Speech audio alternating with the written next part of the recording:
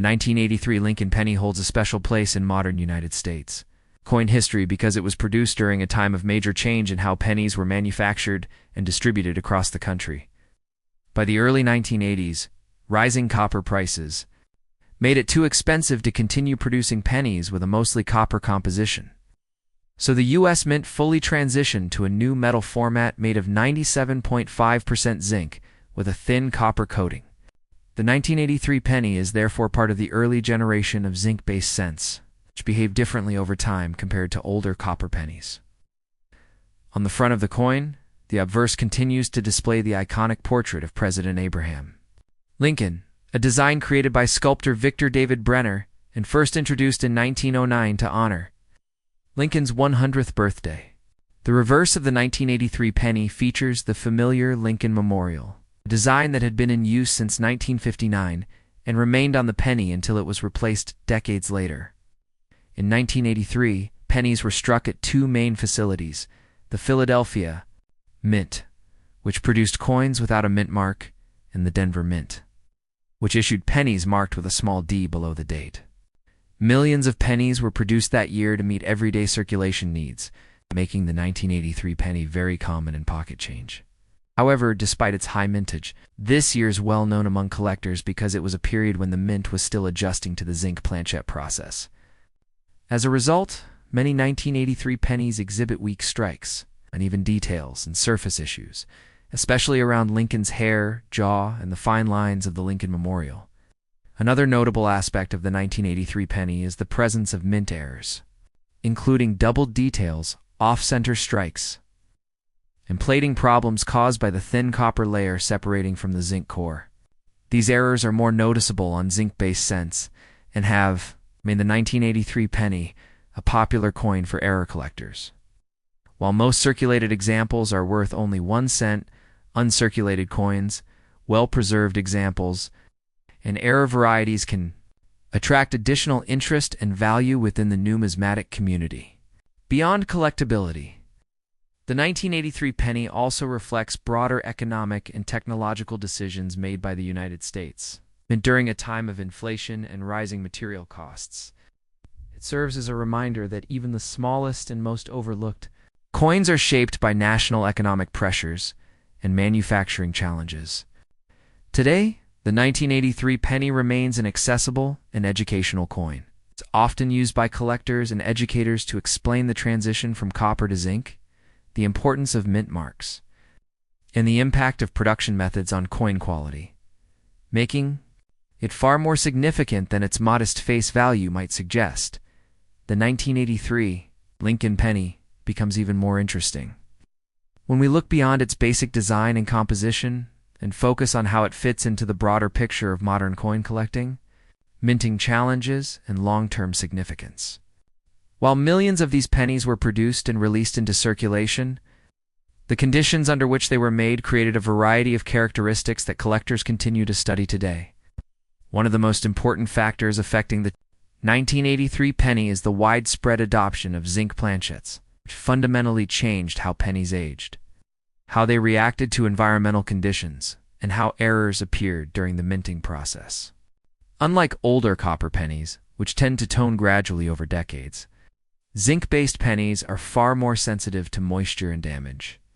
This has made well-preserved 1983 pennies more difficult to find in high grades, even though the coins themselves are common. As a result, collectors often pay close attention to surface quality, color consistency, and signs of corrosion when evaluating these coins. Even minor exposure to humidity can cause bubbling or dark spots on zinc pennies, making pristine examples increasingly scarce as time passes.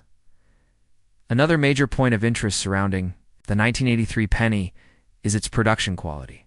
During the early 1980s, the U.S. Mint was still refining its methods for striking zinc planchets at extremely high speeds.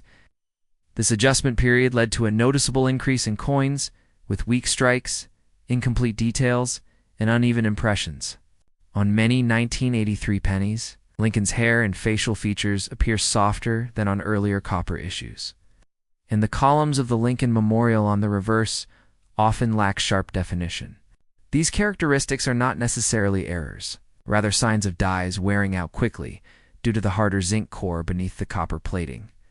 Collectors frequently compare multiple examples from the same year to study how die wear progressed and how it affected the overall appearance of the coin.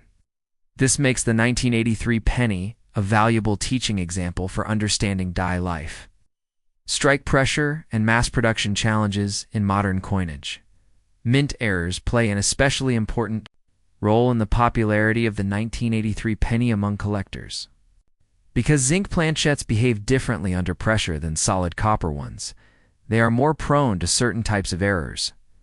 Plating issues are among the most common, including blistering, peeling, and cracking of the thin copper layer. These flaws occur when the bond between the copper coating and zinc core fails, either during striking or later due to environmental exposure. While some plating issues develop after the coin leaves the mint, others originate during the manufacturing process and are considered legitimate mint errors. Collectors carefully examine these coins to distinguish between damage and true errors, as this distinction can significantly affect value. Another frequently encountered error type is the off-center strike, where the design is not properly aligned on the planchette. Depending on how dramatic the misalignment is, these coins can range from mildly interesting to highly collectible. Doubled dies, though less dramatic than famous examples from earlier decades, are also known from 1983 pennies and require close inspection of lettering, dates, and Lincoln's features to identify. Condition and grading are critical factors when assessing the value of a 1983 penny, because most examples entered circulation immediately and were subject to heavy use. High-grade uncirculated coins are far less common than one might expect based on mintage numbers alone. Professional grading services evaluate these coins using the mint state scale, where small differences in surface quality, strike sharpness, and luster can result in large differences in grade. A 1983 penny graded mint state 65 may be relatively affordable, while one graded mint state 67 or higher can command a significant premium due to its rarity in that condition. This grading disparity highlights an important concept in modern numismatics. High mintage does not necessarily mean easy availability in top condition. For collectors, this adds an element of challenge and excitement, as locating a truly exceptional example requires patience, careful selection, sometimes a bit of luck. The Philadelphia and Denver mint issues of the 1983 penny also provide opportunities for comparison and specialization. Philadelphia pennies lack a mint mark, while Denver pennies carry a small d, and subtle differences in strike quality and surface texture can sometimes be observed between the two. Some collectors choose to assemble complete day-tan mint sets, while others focus on acquiring the best possible example from each mint.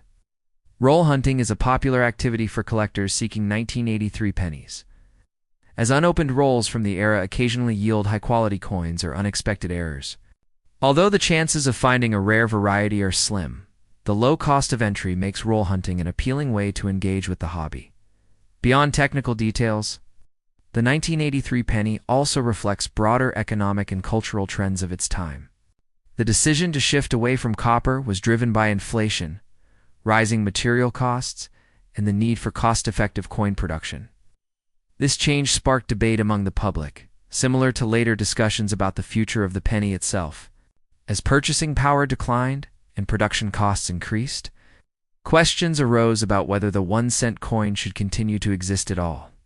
The 1983 penny, as an early zinc issue, sits at the center of this ongoing conversation, representing a compromise between tradition and practicality. For historians and collectors alike, this context adds depth to what might otherwise be seen as a simple, everyday object. Educationally, the 1983 penny serves as an excellent example for teaching fundamental numismatic concepts. It allows beginners to explore topics such as mint marks, metal composition, grading standards, and error identification without significant financial risk. Educators often use modern pennies to demonstrate how economic forces influence currency, design, and production, helping students connect abstract concepts to tangible objects. The coin's widespread availability makes it accessible, while its manufacturing quirks provide ample material for discussion and analysis. In this way, the 1983 penny continues to play a role in shaping new generations of collectors and enthusiasts.